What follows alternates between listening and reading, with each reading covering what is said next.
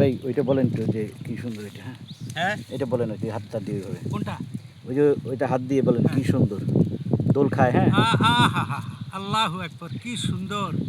এই পাট গাছের এই দোলনাটা যতক্ষণ পর্যন্ত সে বড় না হয় ততক্ষণ পর্যন্ত এরকম দুলতে দুলতে দুলতে দুলতে বড় হবে এবং সামনে বৃষ্টি হবে, বৃষ্টির সাথে প্রতিযোগিতা করে দুলতে দুলতে সে, এবং এটা যত বড় হবে তত সুন্দর হবে। যত এখন শাক নেওয়ার অবস্থায় আছে, এরপরে আর একটু যখন বড় হবে তখন ওই যে এটা থেকে ওই যে গ্রিন টি নেওয়ার জন্য পাতা নিতে চাইলে নিতে পারবে।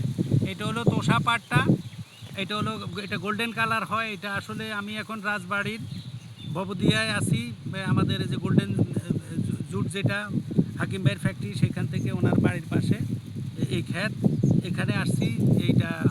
এবং চাইতেছিলাম যে এরকম ছবি নেওয়ার জন্য অনেক দিন যাবত চাইতেছিলাম। আল্লাহর কাছে শুকর যে আজকে আমার এই আসলে আমাদের সংস্কৃতি, আমার ভালোবাসা, আমাদের জন্ম এই মাটি থেকে, পাটের জন্ম এই মাটি থেকে। সুতরাং যে যে কৃষক এটার উৎপাদন করে সেই কৃষককে ধন্যবাদ। এইগুলো একটু বলেন যে কৃষক। এবং এটার যে বিউটি, এটা আল্লাহ দেখানোর সুযোগ দিছে। এটা আল্লাহর কাছে শুকর, কারণ যেই কৃষক এটা উৎপাদন করে এবং তাকে আল্লাহ বাঁচায় রাখুক, এই যে আমার অস্তিত্ব সে ধরে রাখছে। যদিও আমরা যারা সুশিক্ষিত বলি, তারা কিন্তু এটাকে ছালা বস্তা বলি। আসলে সেই দিন শেষ, ছালা বস্তার দিন শেষ, ডাইভার্সিফাই প্রোডাক্টের দিন এখন সারা পৃথিবীতে এইটার ডিমান্ড বাড়ছে। তার কারণ হচ্ছে পলিথিন সারা পৃথিবীকে গ্রাস করছে, ওই কারণে এইটার কদর এখন বাড়বে, সারা পৃথিবীতে বেড়ে আছে, কিন্তু আমরা এটার মূল্য বুঝি না। তাই চাইতেছি যে সারা পৃথিবী দেখুক যে আমার কৃষক, আমার সংস্কৃতি, আমার ঐতিহ্য, আমার পরিচয়, আমি কৃষক সন্তান, এই আমার জন্ম এই মাটি থেকে এখানে।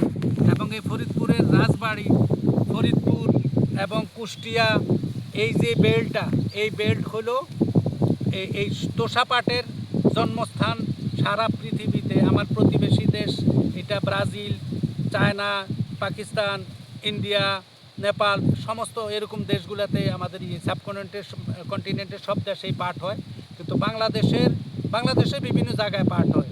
কিন্তু তোষা পাটটা, সোনালি পাটটা একমাত্র আমাদের এই বেল্টের, ফরিদপুর, কুষ্টিয়া, যশোর, মাগুরা, এই অঞ্চল। দ্যাট মিনস আপনার মানিকগঞ্জ থেকে মাগুরা, আর ওইদিকে হলো আপনার পাবনা আছে, এর মধ্যে আবার আছে, ওইদিকে আছে হলো ময়মনসিংহ, ওই অঞ্চলটা, এই বেল্টার মধ্যে হলে এই সোনালি আঁশটা হয়।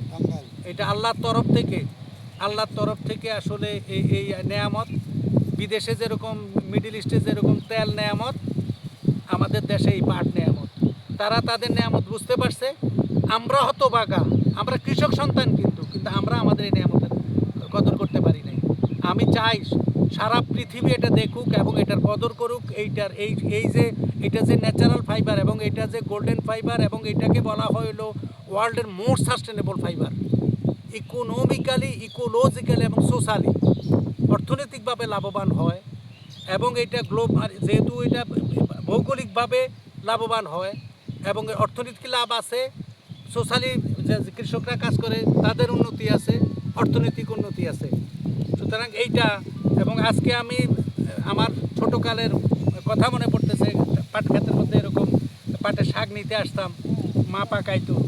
ওরকম একটা জায়গায় আজকে আমি বসে আছি রাজবাড়ি, আরে কি সুন্দর লাগতেছে! আল্লাহু আকবার, আল্লাহু আকবার।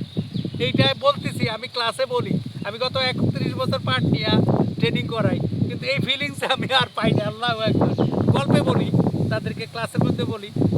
এখানে আমি ইয়েতে আসছি, ওই ট্রেনিংয়ে আসছি, সুইচ কন্ট্যাক্টের একটা ট্রেনিংয়ে এই রাজবাড়িতে, বাংলাদেশ। ওই জন্যই আমি বাংলাদেশ বলি। এবং এখানে আসলে অধুনা বাংলাদেশ এবং আপনার কি যেন বলে বিজিএমএ, যারা সবাই মিলেই ফাইন্যান্স করছে, সহযোগিতা করাতে আমি আজকে এখানে রাজবাড়িতে 5 দিনের জন্য প্রশিক্ষণে আসছি। এবং আমার স্বপ্ন ছিল যে আমি একজন কৃষকের সাথে বসে তার সাথে বুক মিলাম।